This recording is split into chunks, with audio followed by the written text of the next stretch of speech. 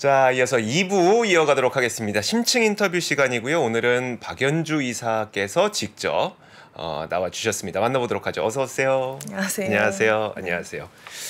미래에셋에 계시는 박연주 이사님. 혹시 입사할 때 박연주 회장과 이름이 비슷해서 비신 건 아니죠? 너무 많이 들어서 그 질문. 죄송합니다.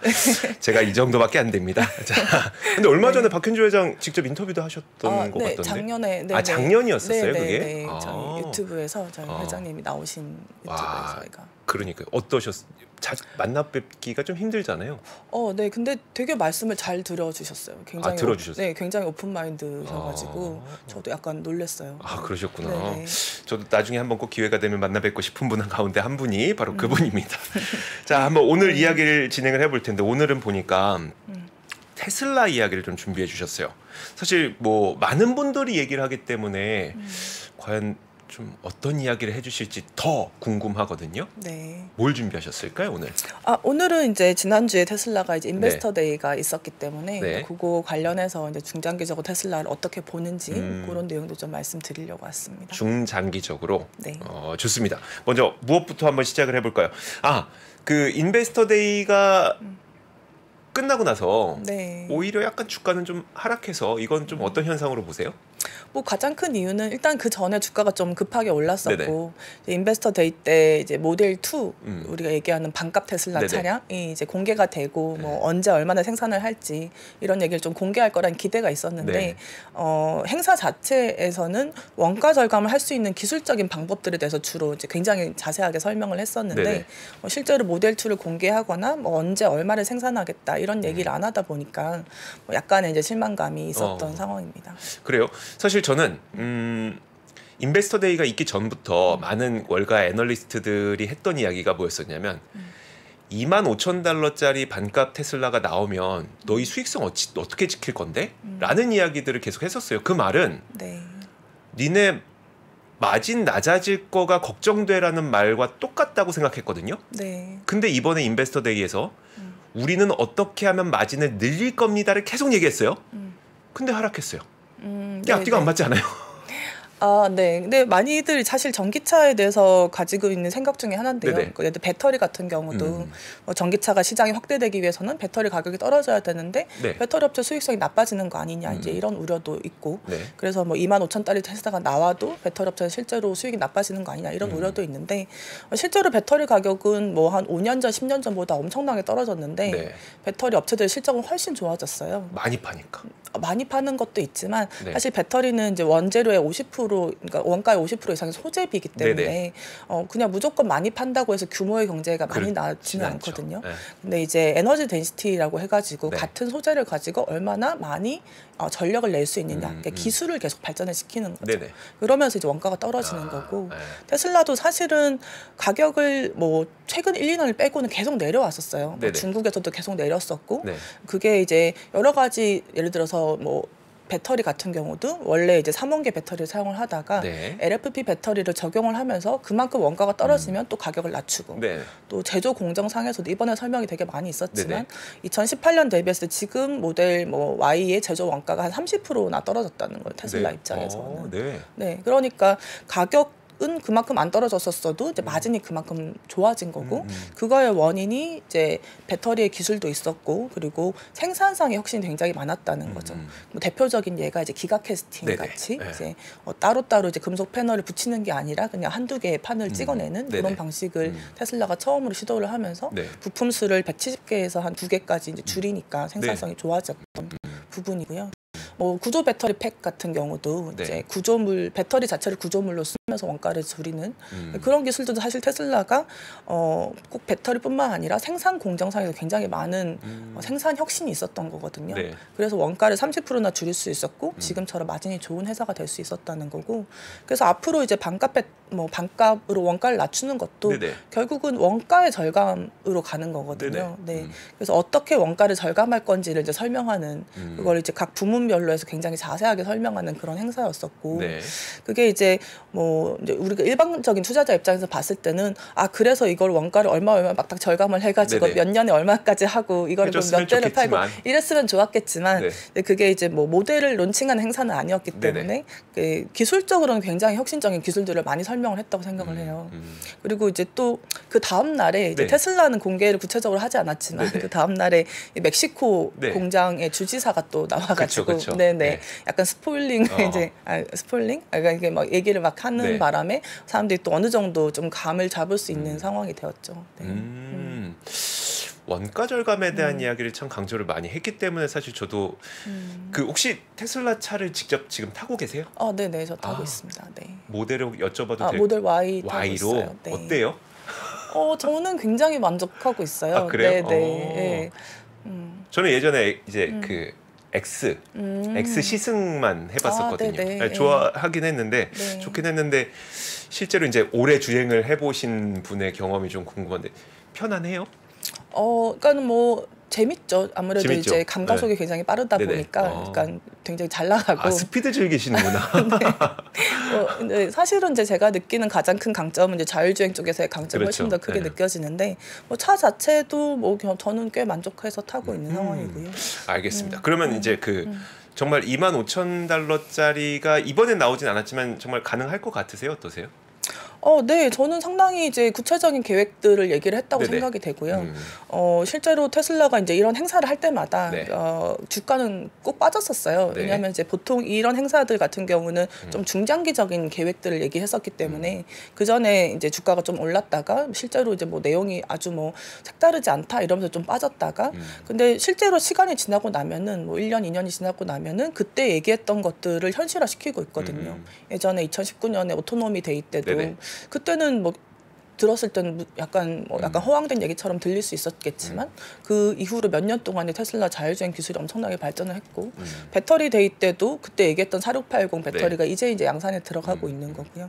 그래서 이번에 얘기했던 기술들도 이미 이제 그런 여러 가지 작업들을 이제 스터디가 다 끝난 상태에서 시작이 되는 것 같고 특히 이제 멕시코 공장 같은 경우 그 멕시코 주지사에 따르면은 굉장히 스피디하게 진행이 될 것 같은 상황이거든요. 네. 그래서 그 공장에 이제 새로운 기법들이 이제 들어오면서 가동이 된다 그러면 일단 멕시코 자체가 뭐 제조업의 인건비가 미국보다 한 10분의 1 정도 수준밖에 안 되고 멕시코 공장이 굉장히 크게 지어질 예정이잖아요. 네네. 보통 뭐 베를린 텍사스 공장이 뭐 100만 대를 목표로 해도 한 10억 달러에서 20억 달러 정도 캐펙스 투자비로 이제 들어가는데 네. 이번에 얘기되는 건 50에서 60억 달러가 지금 얘기가 되고 있기 때문에 멕시코가 그러면 네네. 연간 생산량 얼마 정도를 목표로 하고 있는 공장인 거예요? 이제 그걸 구체적으로 밝히지 않았지만 네. 이제 투자 금액으로 봤을 때는 3-4배는 될 거라고 추정이 되죠. 네. 근데 사실은 이제 이번에 이번에 인베스트데이 때 발표했던 내용들을 보면은 최종 조립 공정을 혁신을 하고 네네. 여러 가지 공법들을 적용을 해서 예를 들어서 면적 같은 경우 공장 면적을 기존보다 한 40% 정도 줄이겠다. 그러니까요. 네, 그리고 이제 관련된 투자비도 더 줄이겠다고 얘기를 했기 때문에 네. 그런 부분까지 감안을 하면 훨씬 더 또 늘어날 수 있는 부분인 거죠. 그러니까요. 그렇게 봐야 되는구나. 그 테슬라는 공장 짓는데 되게 시간이 짧게 걸린다고 들었거든요. 그렇죠. 원래 그렇게 짧지는 않았었지만 네. 이제 중국에 이번에 이제 테슬라 생산에 이제 원래 중국 공장을 이제 네네. 담당하시다가 전체 글로벌 이제 중국 공장 글로벌 공장 담당하시게 된 이제 뭐 지금 테슬라의 뭐 2인자라고 불리는 그분이 이제 중국 공장을 굉장히 빠른 시간 안에 한 10개월 안에 이제 완공을 시켰죠. 네. 그래서 사실 중국 공장이 가동이 되면서 테슬라의 원가 경쟁력이 굉장히 좋아졌잖아요. 그렇죠. 네. 근데 이제 멕시코 공장 같은 경우도 이제 그분이 이제 그런 부분들을 이제 총괄을 하실 거기 때문에 그래서 뭐 사실 이제 그 멕시코 주지사는 굉장히 공격적으로 얘기를 하긴 했는데 네. 뭐 중국과 멕시코가 좀 상황이 다른 점들을 감안을 하다고 하더라도 네. 조금 더 시간을 들여보더라도 뭐 그래도 한 2년 정도 면은 이제 어느 정도 준비가 될 것 같은 상황인 거죠. 2년이면 굉장히 길게 잡으셨네요.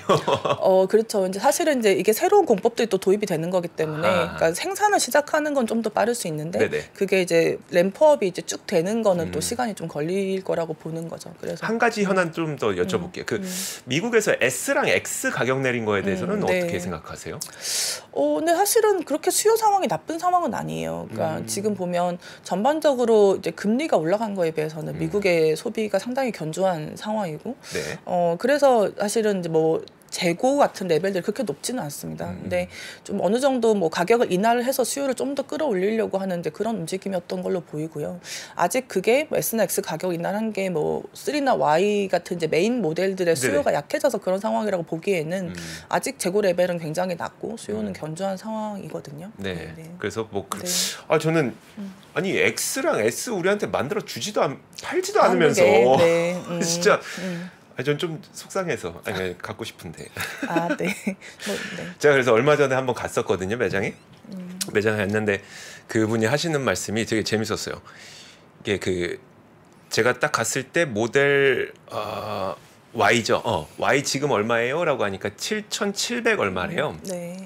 그러고 나서 제가 그 다음 주에 다시 한번 가격표 봤더니 7,830이더라고요. 그러니까 이게 주마다 변한대요, 가격이. 그래서 본인도 이게 내가 이 테슬라를 파는 건지 뭘 파는 건지 자기도 가격을 매주 쫓아가지 않으면 어려울 정도로. 그러니까 그 말은 사실 뭐 농담 삼아 얘기했지만 수요에 맞춰서 가격 변화를 굉장히 유연하게 하고 있다는 걸로 저는 받아들였었거든요. 그렇죠. 네네. 그런 부분에 대해서 어떻게 생각하는지요? 근데 사실 뭐 다른 자동차 회사들도 이제 고시 가격을 변동시키지 않는 것이지 인센티브를 변화시키잖아요. 변동시키죠. 근데 테슬라는 이제 그렇게 딜러망을 통해서 팔지를 않기 때문에 그게 그냥 고시 가격 자체를 움직이는 거고. 근데 가격을 상당히 많이 내렸을 때는 제 생각에 이제 금리를 많이 올려서 전반적인 자동차 수요가 많이 위축될 거라고 보고 가격을 연말 연초에 좀 많이 내렸었을 것 같은데 생각보다 지금 수요가 견조하다 보니까 조금씩 가격을 올리고 있는 상황으로 보입니다. 알겠습니다. 중국 수요는 좀 어때요? 그러니까 왜냐하면 중국 수요는 그냥 전체 수요 말고 왜냐면 그들이 지금 하고 있는 게 소형 전기차 쪽이 되게 잘 팔리고 있다고 저는 들었거든요. 그게 막 그것 때문에 이제 BYD도 지금 186만 대를 작년에 팔았었잖아요. 그런 것 때문에 그러면 과연 테슬라의 이런 그러니까 수요의 어떤 형태의 변화라고 해야 될까요? 그러니까 저가 전기차로 가고 있는 이런 형태의 변화가 테슬라에게 혹시 악영향은 아닌 건지. 뭐 사실 그런 질문도 많이 있으신 상황인데요. 근데 전반적인 데이터를 봤을 때는 사실 중국의 자동차 수요 자체가 굉장히 부진했던 상황이었어요.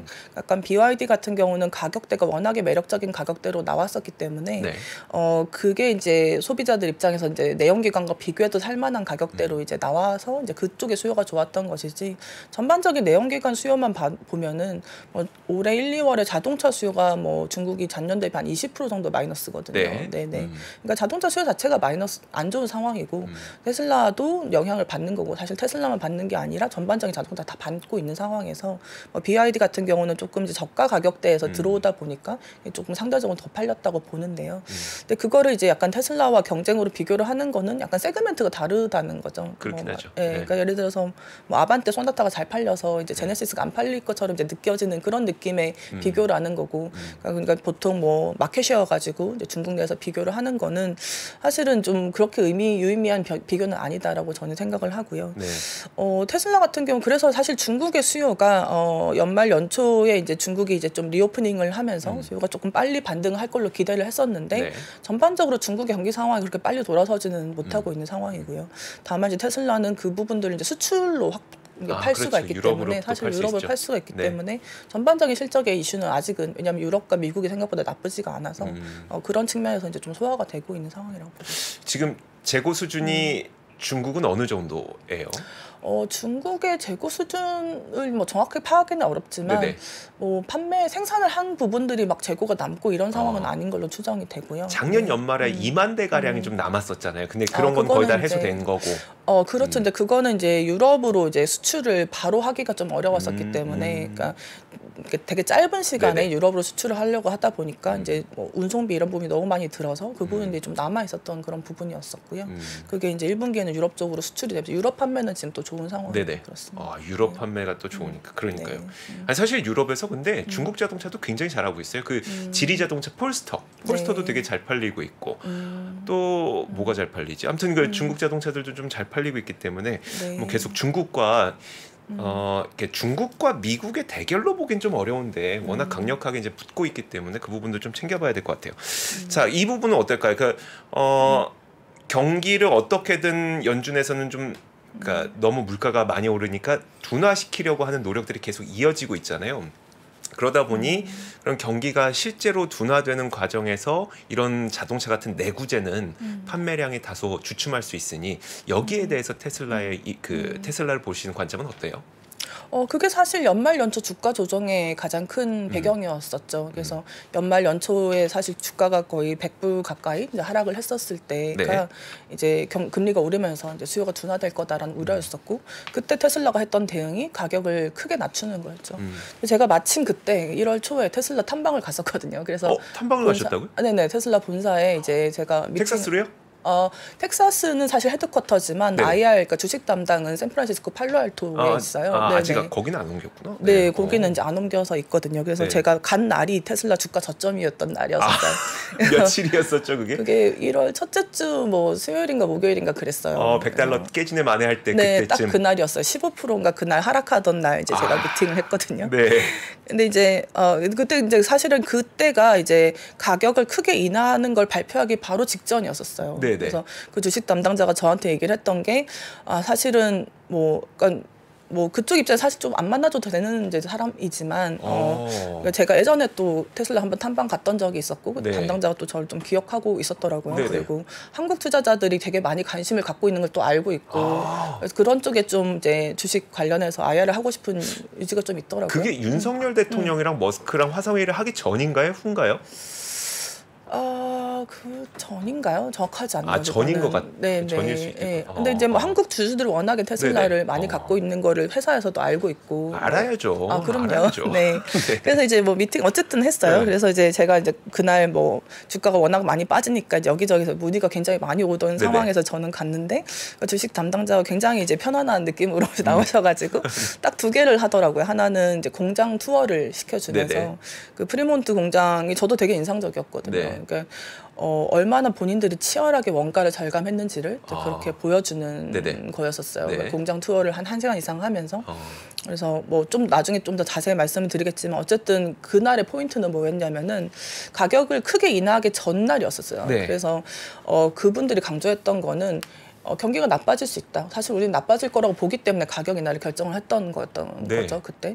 근데 그런 상황에서 우리는 버틸 수 있는 원가 경쟁력이 있다. 그래서 그 주식 담당자가 뭐 거기 이제 뭐 꽤 오래 있었던 분이신데 본인이 봤을 때 테슬라의 가장 핵심적인 경쟁력은 다른 무엇보다도 원가를 절감하는 능력이다. 그러니까요. 그래서 우리는 이 상황에서 20% 가격을 인하를 해도 그때 인하기 전이었지만 인하를 해도 우리는 그때 이제 1분기, 4분기 시작 발표 때 뭐 그로스 마진, 그러니까 매출 총이익률 기준으로 20% 이상을 낼 수가 있다. 근데 어떻게 그렇게 할 수 있느냐를 그 공장 투어를 하면서 설명을 했던 거예요. 그래서 이제 뭐 제가 가장 기억에 남았던 그런 에피소드는 공장 투어 한번 얘기해 주세요. 저는 그게 더 궁금한데. 그죠? 궁금하시죠? 네. 에피소드는 뭐였냐면 공장을 이제 막 갔는데 공장이 너무 막 그 덕지덕지 얼기설기 막 지어져 있는 거예요. 그 공장이 원래 이제 도요타 공장을 이제 인수를 했던 건데 그때 그 원래 라인으로 이제 그대로 가동을 했었으면은 뭐 그래도 뭐 생산을 할 수가 있었을 텐데 테슬라가 그때 모델 3를 만들 때 라인을 이제 다동화를 시키면서 그 과정에서 이제 한 2가지 정도 큰 문제가 있었고 그러면서 이제 회사가 망할 뻔하는 그런 과정이 있었잖아요.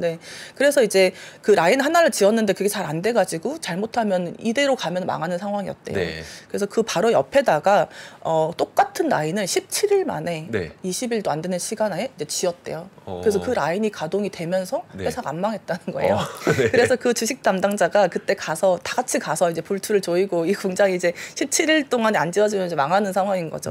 그래서 이제 그런 것들을 하다 보니까 공장이 보통 공장은 이렇게 굉장히 깔끔하게 라인이 딱 정리가 돼 있고 이렇게 돼 있는데 라인이 정말 공장이 정말 그들 표현으로는 모든 공간을 다 활용한다고 얘기를 할 정도로 모든 공간이 굉장히 얼기설기 얽혀 있고 그러니까 이렇게 해서 안 되면 저렇게 하고 그리고 생산할 수 있는 어떻게 하면 좀 더 싸게 생산을 할 수 있는가 하는 방법을 최대한 다 생각을 해서 바로바로 적용을 한다는 거예요. 그래서 하다못해 뭐 부자재를 들어오는 것도 네. 부자재를 들어온 입구가 원래 하나밖에 없었는데 그랬더니 이제 빨리 못 들어왔더라. 뚫어. 야, 문 뚫어. 네, 그래서 문을 4개를 뚫어가지고 내 쪽에서 다 들어오니까 네. 훨씬 빨리 들어오고 쓰레기도 덜 나오고 네. 이런 것들도 있었고 뭐 그런 것들이 되게 이제 많았다는 거죠. 그래서 제가 2018년에도 테슬라를 한번 갔었고 이제 한 4년 만에 갔었는데 네. 그러니까 저는 이제 그동안 테슬라가 굉장히 뭐 사실 엄청난 회사가 됐잖아요. 4년 동안에. 그랬는데도 굉장히 회사가 스타트업 같은 느낌인 거죠. 2018년에도 가셨어요? 네, 그때만 해도 회사가 이제 뭐 망하니 많이 약간 이런 상황이었었잖아요. 네. 근데 지금 갔는데도 주식 담당자가 그 큰 회사에 2명밖에 없더라고요. 그 2명이서 모든 미팅을 다 하는 거예요. 전 세계를 다 커버해요? 전 세계 다 커버하고 IR 행사도 다 하고 뭐 이제 그분들이 다 하는 거죠. 네. 그래서 굉장히 슬림하게 조직을 가져가고 핵심적인 거가 아닌 이상은 그리고 무슨 뭐를 바꿔야 된다. 그러면 그냥 바로 바꿀 수 있는 이거를 막 절차를 막 걸치고 이런 것이 아니라 네. 굉장히 스타트업 같은 느낌으로 회사가 지금도 돌아가고 있다는 느낌이었고 그래서 이제 원가를 절감할 수 있는 웬만한 방법들은 진짜 최대한 반영을 해가지고 생산을 계속 개선을 시켰다는 거죠. 그래서 그게 사실 이번 인베스터 데이에서 발표한 내용도 그 일환이었다고 저는 생각이 되거든요. 그래서 어떻게 지난 4년 동안 이 회사가 원가를 그렇게 많이 절감을 할 수가 있었으며 그래서 이렇게 굉장히 수익성이 좋은 회사가 될 수가 있었으며 그거를 앞으로 어떻게 하겠는지를 설명하는 자리였다는 거죠. 저는 사실 저 나중에 데려가시면 안 돼요? 나 한번 진짜 가고 싶다. 네, 안 그래도 회사에서 이제 뭐 지금 이제 상하이 공장이나 텍사스 공장 이번에 텍사스 공장도 사실 오라고 했는데 제가 못 갔는데, 그러니까 그 프리몬트 공장에서 이제 여러 가지 아이디어들을 해보고 그걸 가지고 텍사스랑 이제 상하이 공장들 짓다 보니까 그 공장들은 굉장히 잘 지어져 있는 거죠. 레이아웃이 굉장히 잘 돼 있고. 그래서 이제 상하이 공장 같은 경우는 투자자 대상으로 투어들을 이제 올해는 좀 많이 하려고 한다고 하더라고요. 그러니까 사실 지난번에 딱 갔을 때도 무슨 느낌이었냐면 이거는 이제 뭐 투자자 뭐 이런 걸 떠나서 그러니까 저도 하나의 소비자로서 그 딱 물어보잖아요. 저기 안내해 주시는 분한테 매장 가서 이거 어디서 온 거예요? 당연한 거지만 어디서 온 거예요? 이건 당연히 이렇게 프리몬트 공장에서 왔다고 하면 이렇게 뭔가 뿌듯한 이거 갖고 싶은 그런 느낌이 좀 들었었는데 사실 제가 예전에 이제 저도 일론 머스크라는 인물 자체에 대해서 되게 많이 너무 궁금하고 또 흥미롭고 하다 보니까 그분의 이제 자서전 유일한 그 일론 머스크 자서전 있잖아요. 그거 보면은 너무 인상 깊었던 게 러시아에 이제 우주 사업하기 위해서 로켓을 살려고 갔는데 너무 비싸더라. 그래서 돌아오는 비행기에서 부품 계산을 해보니까 야 이거 싸게 되는데? 그래서 그걸로 하기로 했다라는 그 에피소드가 있더라고요. 그처럼 사실 뭐 다른 무엇보다도 일론 머스크가 그동안 우리에게 보여줬던 거는 어떻게 하면 더 좋은 물건도 더 좋은 물건이겠지만 그걸 더 싸게 만들어서 우리가 이익을 많이 낼 것이냐를 고민을 참 많이 했던 인물이 아닐까라는 생각이 드는데 실제 가보니까 그런 것들이 좀 보였다는 거, 많이 보였다는 거. 네, 그리고 굉장히 저는 조직 문화가 굉장히 저희가 뭐 애자일 문화라고 하잖아요. 굉장히 이제 빠르고 유연한 문화라는 느낌이었었어요. 그래서 뭐 그 실내로 이제 거기 계시는 이제 분들도 좀 이렇게 사적으로 만나고 했었는데 뭐 실제로 이제 미팅을 하다가 마음에 안 들면 바로 이제 집에 가야 되는 경우도 있고 그래서 직원들이 굉장히 다 열심히 일해야 되고 웬만하면 다 야근하고 주말 근무 다 해야 되고 굉장히 이제 기본적으로 굉장히 하드워킹하는 그런 조직 문화이고 그러지 못하면 이제 도태되기가 되게 쉬운 문화이고 뭔가 이제 새로운 의견을 반영을 하거나 이런 부분들이 굉장히 효율적으로 진행이 된다 이런 느낌을 저는 받았고요. 그래서 이제 지금까지 이제 테슬라가 뭐 해왔던 그런 계획들 그런 것들이 사실은 되게 일관적으로 계속 진행이 돼 왔다고 생각을 해요. 물론 일론 머스크라는 개인 측면에서 봤을 때는 여러 가지 노이들이 있었지만 테슬라가 했던 계획들은 사실은 지나고 보면은 다 굉장히 오랜 기간 고민을 해서 나왔던 얘기들이었고 나중에 봤더니 실제로 되게 맞는 얘기들이 많았다는 거죠. 그래서 이번 인베스터 데이에서 얘기하는 그 반값 테슬라가 실제로 만약에 2-3년 안에 이루어진다라고 한다 그러면 그거는 굉장히 큰 변화일 거라고 생각을 하거든요. 그때는 이제 뭐 내연기관과의 경쟁이라는 부분이 이제 완전히 달라질 수 있는 것이고 그쵸. 더 중요한 거는 그 가격으로 테슬라가 차를 만들 때 돈을 많이 벌 수 있다는 거죠.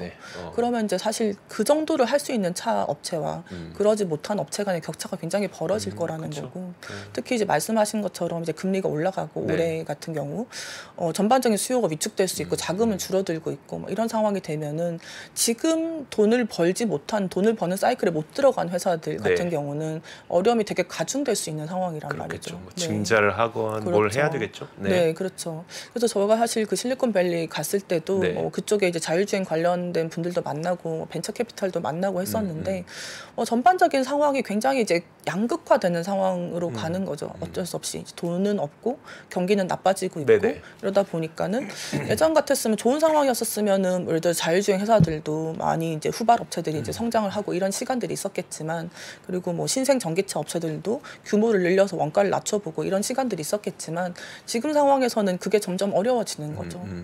그래서 이제 시간이 이 상태에서 뭐 1년, 2년이 지났을 때 사실 이제 테슬라와 테슬라의 경쟁사들의 격차는 사실 더 벌어질 가능성이 높고 수익성이 다르니까. 그렇죠. 원가가 다르고 수익성이 다른데 그 테슬라가 하고 있는 원가 절감 방식들을 경쟁사들이 카피하기가 쉽지가 않은 상황일 거라고 보기 때문에 누가 이제 멕시코에 가서 막 50빌리언, 60빌리언을 지어서 공장을 지을 수 있으며 거기에 들어가는 뭐 이번에 이제 조립 공정 혁신 같은 경우도 보면은 라인을 완전 바꾸는 거잖아요. 조립 라인을. 그런 것들을 얼마나 많은 회사들이 시도할 수 있을 것인가. 이런 걸 생각을 해보면은 실제로 만약 2, 3년 내에 테슬라가 반값 테슬라를 내놨다라고 하면은 산업의 구도가 굉장히 바뀔 수 있다는 거죠. 그래서 물론 올해는 뭐 이제 금리에 대한 걱정도 많이 있을 거고 경기에 대한 걱정도 많이 있을 거라고 저도 생각을 하기 때문에 뭐 주가의 변동성도 되게 심할 거라고 생각을 해요. 지금은 또 다행히 생각보다 수요가 좋지만은 또 그래서 금리가 또 계속 올라가고 있고 어느 중간엔 또 수요가 영향을 받는 시점이 있을 수 있고 그러면 또 다시 뭐 가격이나 얘기도 나올 수 있고 그런 것들이 이제 주가의 변동성을 올해는 되게 많이 만들 거라고 보지만 그 올해와 내년을 거쳤을 때 그러고 나서의 그림을 봤을 때는 테슬라의 지배력이 훨씬 더 사실은 강해질 수 있을 거라고 보는 거죠. 그러면 혹시 지금 테슬라에 대한 굉장히 좋은 점들을 이 테슬라라고 하는 기업이 다른 기업을 앞서갈 수밖에 없는 이 마진력 이걸 설명을 잘 해주셨다면 혹시 리스크 요인은 고려하고 계신 거 어떤 게 있을까요? 첫째는 아까 말씀하신 것처럼 사실은 저도 뭐 경기와 금리에 대해서는 굉장히 좀 우려 섞여서 보고 있습니다. 워낙에 이제 금리가 너무 이례적으로 올라가고 있는 상황이기 때문에 자동차는 또 할부 금리 같은 것들이 수요에 영향을 주잖아요. 그래서 지금은 다행히 이제 미국의 수요상이 워낙 견조하기 때문에 그런 부분들이 소화가 되지만 어느 시점에서는 또 미국의 잉여저축이 지금 줄어들고 있고 다시 이제 그런 부분들이 수요에 영향을 주는 시점이 있을 수 있다고 생각을 해요. 그거는 꼭 비단 테슬라의 문제라기보다는 전반적인 어떤 소비에 대한 문제겠지만 역시 테슬라도 영향을 받을 수 있기 때문에 그런 부분들에 대해서 모니터링을 하고 있는데요. 다만 이제 그런 부분에는 뭐 저희가 아주 긴 그림의 리스크는 아닐 거라고 생각을 하는 거죠. 그거는 모든 사람이 사실 다 겪을 수 있는 리스크지만 테슬라는 훨씬 잘 포지션이 잘 되어 있는 상황이고 이 시기를 거치고 났을 때는 더 좋아질 거라고 생각을 하기 때문에 보기는 하지만 이제 아주 구조적인 리스크라고 보지는 않고요. 조금 더 좀 펀더멘탈하게 리스크가 될 수 있는 거는 이제 자율주행 관련한 이제 뭐 노이즈들이라고 보는데요. 사실 테슬라의 주가에는 이제 이런 자동차 생산의 플러스, 그러니까 자율주행 소프트웨어의 가치가 어느 정도는 이제 들어가 있는 상황이죠. 그리고 자율주행 기술 측면에서는 테슬라가 굉장히 뛰어나다고 저는 보고 아주 후발 업체와의 격차는 더 벌어질 거라고 생각을 하는데 이 자율주행이란 기술 자체가 워낙에 사실 어렵고 아무도 가보지 않은 길이기 때문에 그게 어느 정도 시점까지 어느 정도 수준까지 올라올 수 있느냐에 대해서는 이론의 여지들이 있을 수 있는 거죠. 그래서 보는 시각에 따라서 이거를 밸류를 더 줄 수도 있고 안 줄 수도 있기 때문에 그게 이제 자꾸 이제 테슬라에 대한 밸류에이션 논란으로 이제 이어질 수 있는 가능성 이런 것들은 뭐 저희도 인지를 하고 있고요. 근데 이제 저도 이번에 또 가서 그때 이제 뭐 자율주행 이제 시승했거든요. 그래서 그 주식 담당자가 이제 뭐 별말 안 하고 딱 2개 하더라고요. 뭐요? 공장 투어, 그 다음에 자율주행 시승. 그리고 이제 다 됐지? 약간 이런 느낌이시던데. 그래서 뭐 공장 투어는 원가 늘 강조했던 거고 네. 자율주행은 이제 뭐 테슬라 본사에서 출발해가지고 이제 고속도로 타고 시내에 갔다가 네. 다시 이제 돌아오는 그런 이제 주행이었었어요. 근데 보통 우리가 한국에서 할 수 있는 주행은 다 고속도로 주행이니까 네네. 그렇게 고속도로가 아니라 시내에 들어가서 뭐 이 신호등이라든지 이런 것들을 다 이제 지키면서 주행을 하는 거는 뭐 저는 처음 타본 경험이었었죠. 네네. 그래서 이제 그걸 우리가 할 수 있다. 이건 이제 네, 보여지는 그쵸. 그런 상황이었었고요. 그래서 이제 저의 느낌은 그랬어요. 굉장히 뛰어나고 훌륭해요. 그리고 사실 이게 고속도로에서 자율주행을 하는 것과 네. 이거는 다 뭐 레벨 2 자율주행입니다. 그렇죠. 네, 그러니까 이제 사람이 모니터링을 해줘야 되고 책임도 져야 돼요. 네. 다만 이제 주행을 차가 해주는 그런 거지만 고속도로에서 하는 거랑 시내에서 하는 거랑 굉장히 차이가 많이 나죠. 네, 기술이 엄청나게 다르고 그 정도를 할 수 있을 만큼 테슬라가 이제 좋아졌다는 거는 이제 팩트인 거고요. 근데 중요한 건 주가로 봤을 때 제가 봤을 때 중요한 거는 그래서 사람들이 얼마나 마음 편하게 이걸 쓸 수 있느냐일 것 같아요. 네, 그러니까 저만 해도 사실 그걸 처음 타보잖아요. 그래서 다 되게 잘하는데 중간에 약간 도로가 갑자기 확 넓어지니까 그러니까 선을 약간 잡으려고 약간 살짝 흔들리더라고요. 문제가 생기지 살짝 흔들렸어요. 그래서 저는 약간 살짝 좀 그랬었거든요. 근데 이제 그런 것들이죠. 그러니까는 대부분의 길에서 잘 되고 이제 미국에서는 출퇴근할 정도로 사실은 지금 다 좋아져 있는데 일반적인 소비자들이 느꼈을 때 좀 이거를 편하게 생각을 하고 탈 수 있는 수준 그 정도까지 이제 기술이 가야지 실제로 소비자들이 돈을 내고 이거를 많이 사기 시작을 할 거고 그 시점이 언제냐가 저는 주가에서 되게 중요할 거라고 생각을 하거든요. 그래서 이게 뭐 2, 3주에 한 번씩 계속 업그레이드가 되고 있으니까요. 제 생각에 한 올해 여름쯤에 한번 가서 다시 타보면은 또 훨씬 더 좀 편해져 있지 않을까 싶어요. 네. 저는 그게 제일 신기했어요. 제가 시승했을 때는 한참 전이에요. 2019년이니까 얼마나 오래 전이에요. 벌써 4년 지났네요. 어쨌든 2019년에 딱 시승했을 땐 뭐였었냐면 알아서 끼어들기를 하네? 제가 운전하는 끼어들기보다 잘하던데요? 네, 그런 느낌이 좀 있었고. 근데 더 중요한 건 이제 앞에 25,000달러 차량이 안 나왔던 거랑 어쩌면 비슷한 질문일 수도 있는데 사실 자동차 회사 입장에서 신차 없이 이게 성장하기는 좀 힘들거든요. 그래서 사실 자동차 기업들도 5년 터울로 이제 신차를 내놓을 때마다 이게 막 좀 붐도 일고 막 이러잖아요. 신차가 없이 이게 계속 잘 될 수 있을까요? 그래서 이제 사이버 트럭이랑 이제 모델 2가 나오는 게 이제 중요하긴 하죠. 2천만 대까지 가려고 하면은 그래도 모델 2 정도가 나오는 게 모델 2는 나와야지 사실 2천만 대로 갈 수는 있을 것 같고요. 다만 이제 테슬라의 생각을 하는 거는 결국은 지금은 자동차를 살 때 사람들이 이제 하드웨어의 어떤 스펙을 많이 중요하게 생각한다. 디자인이라든지 이제 뭐 성능이라든지. 근데 이제 시간이 지나면서는 소프트웨어의 어떤 차별화가 점점 중요해질 거라는 거죠. 예를 들어서 뭐 스마트폰 같은 경우도 애플이 뭐 아이폰을 여러 개를 내지 않잖아요. 거의 비슷한 아이폰을 낸단 말이죠. 그 아이폰 이전에는 피처폰도 되게 종류가 여러 가지였고 브랜드도 여러 가지였었지만 그 피처폰 시절에서는 그러니까는 핸드폰의 디자인이 예쁘냐 뭐 이런 게 이제 중요했던 거고 아이폰 시절에서는 아이폰이 뭘 할 수 있냐가 중요해진 거죠. 소프트웨어가 중요해진 거고. 그러니까 이게 점점 자동차도 이제 아이폰처럼 소프트웨어가 중요해지는 그런 이런 제품이 돼갈 것이고 그렇게 됐을 때는 사실 이제 하드웨어의 차별화보다는 소프트웨어 차별화가 더 중요해질 거라고 저는 본다고 생각을 해요.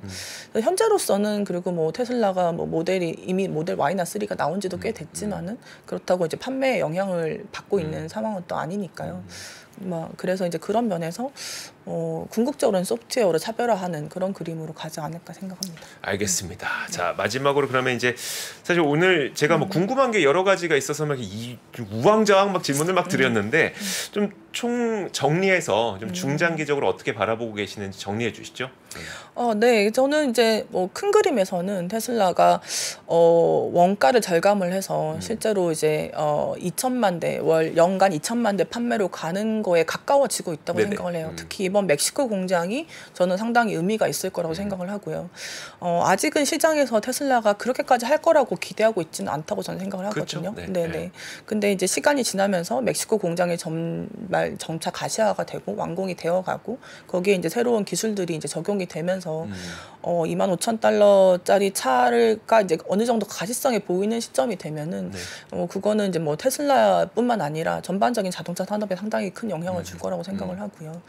자율주행 측면에서도 뭐 논란이 되게 많습니다만은 저는 이게 뭐 꼭 레벨 3나 레벨 4처럼 완전한 자율주행을 가지 않더라도 레벨 2에서 주행을 보조해주는 옵션으로서의 가치도 충분히 있을 거라고 생각을 해요.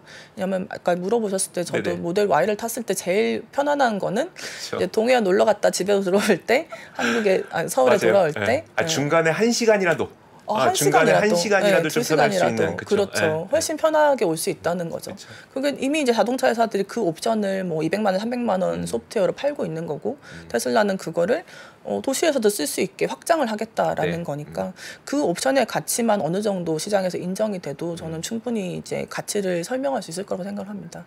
그래서 올해 저희가 가장 좀 중요하게 보는 거는 그 미국에서 이제 FSD가 상용화가 됐고 지금 한 40만 명 정도가 사용을 하고 있는데 올해 뭐 새로 테슬라를 사는 사람들 중에서 이거를 어느 정도나 사용을 하는지 그래서 사람들이 탔을 때 정말로 별 문제가 없고 편안하고 그래서 예를 들어서 10명 중에 3, 4명이 이걸 타기 시작을 했다.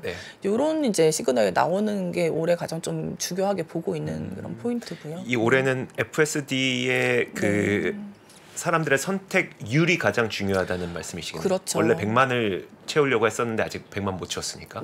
그렇죠. 그리고 실제로 이제 새로 사는 사람들, 그러니까 기존의 FSD를 산 사람들 말고 새로 차를 사는 사람들이 이 옵션을 얼마나 선택을 하느냐, 그게 좀 중요할 것 같고요. 그게 어느 정도 숫자가 유의미하게 나오면은 따로 또 소프트웨어 매출을 공개를 할 예정이기 때문에 그때는 이제 좀 더 이상 이제 테슬라의 뭐 소프트웨어 가치에 대해서 논란이 이제 좀 줄어들 것 같거든요. 네네. 그게 저는 되게 중요한 이제 상황이라고 보고 있습니다. 지금은 구분이 안 되니까. 알겠습니다. 사실 저도 처음에 연 2천만 대라고 해서 이거 말도 안 된다. 왜냐하면 지금도 팔리는 게 1위가 도요타, 1위가 도요타 1000만 대, 폭스바겐 뭐 1000만 대랑 비등비등 하니까 두 개 합쳐서 2천만 대인데 테슬라 혼자 2천만 대 한다고? 그럼 딴 차 못 판다는 얘기인데 막 이런 식으로 못 믿었었는데 이걸 만들어가는 과정을 좀 지금 기다리고 계시는 거고요. 그리고 하고 있는 그 증설 그리고 마진을 높이기 위한 그 업그레이드 이런 걸 보니까 가능해 보인다는 얘기네요. 알겠습니다. 더 하고 싶으신 말씀 없으시죠? 네, 많이 했습니다. 많이 하셨죠? 네, 좋습니다. 꼭 다음번에는 저도 함께 테슬라 탐방에 가는 일이 있길 바라면서 오늘 여기서 보내드리도록 하겠습니다. 박연주 이사였습니다. 고맙습니다. 감사합니다. 장 시작 전부터 종료까지 쏟아지는 수많은 뉴스와 정보들. 이 중에서 어떤 것이 투자에 정말 도움이 되는 정보일까요? 3프로의 증시 셔터맨 박근영 마스터가 직접 정보를 선별하고 투자의 힌트를 드립니다. 시간도 아끼고 투자 아이디어도 얻는 시간, 박근영 부장의 마켓 힌트와 함께 하세요. 자세한 사항은 3프로TV 앱과 홈페이지를 확인하세요.